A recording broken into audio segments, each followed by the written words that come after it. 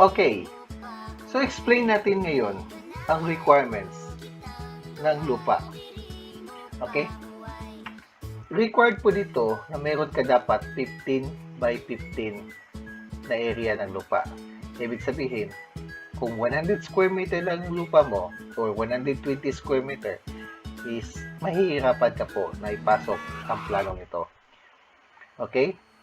So, 8 by 10 po ang building footprint ng bahay.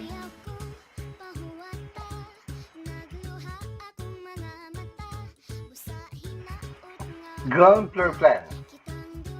So, mayroon po tayong 10 by 8 na dimension ng bahay. Kasama na po yung area ng lanay. Okay, explain ko po sa inyo ang flow ng bahay. From balcony, ito, pasok ka. Punta ka ng living room. Then, sa living room at sa dining area, dapat magkatabi. Then, dining area at saka sa kitchen, dapat magkatabi rin. Okay? Sa design ko, si dining area at si lanay, magkatabi. Okay? So, makikita natin, meron po tayong service area na kung saan pwede ka pong maglaba. Okay? Sa labas po ito ng bahay. Mostly, nilalagay ko talaga yan sa likod. Okay, next. Meron po tayong dalawang bedroom sa baba. Si bedroom 1 at saka si bedroom 2. Then, meron po silang sariling banyo. Ang common toilet and bath. Mismo sa ilalim ng hagdan.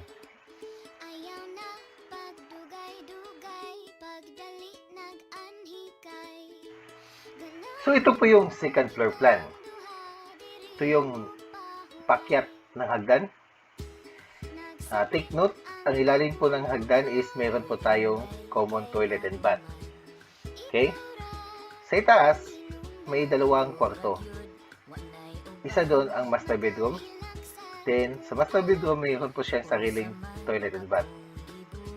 Then, ang ikaapat na kwarto po is ang prayer room. Okay? So, either prayer room ang ilagay niyo or another bedroom. Okay? So, pero sa plan ko, prayer room ang ilalagay ko. Okay? Then, ito yung pinto papuntang roof deck. Dito maganda ang sightseeing.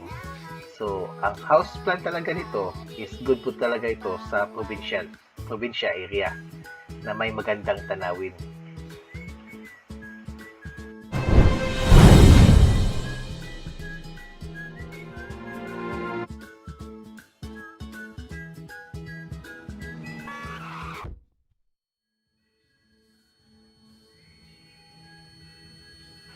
So, magsimula po tayo mag-compute. Okay? Dito sa Pilipinas po, meron po tayong tatlong klase na pag-construction. Ito, beer or simple, 15,000 per square meter.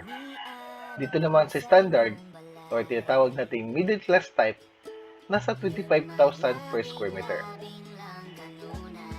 At sa luxury naman, o pinakamahal, is nasa 35,000 per square meter.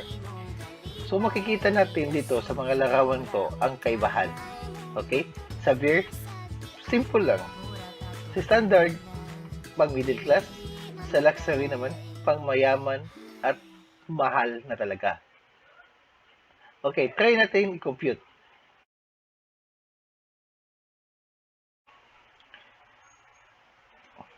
Sa ground floor,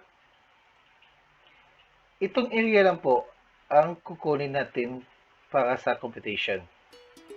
Hindi na po natin kailangan isama ang lanay kasi nga open space po ito.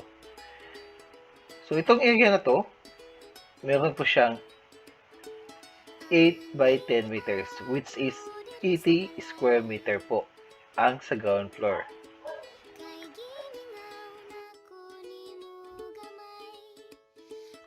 So sa second floor naman, hindi po natin isasama ang area ng roof deck.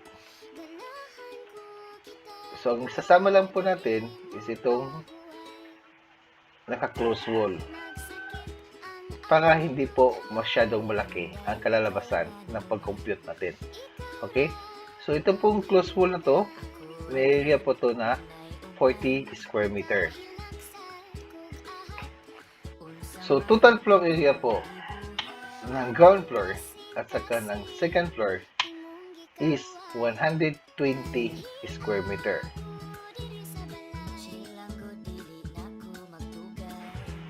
So, review natin ulit.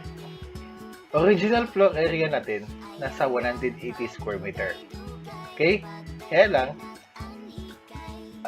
babagawin natin ang computation para hindi po siya masyadong malaki ang kalalabasan. So, yung open space, hindi natin sinama sa computation.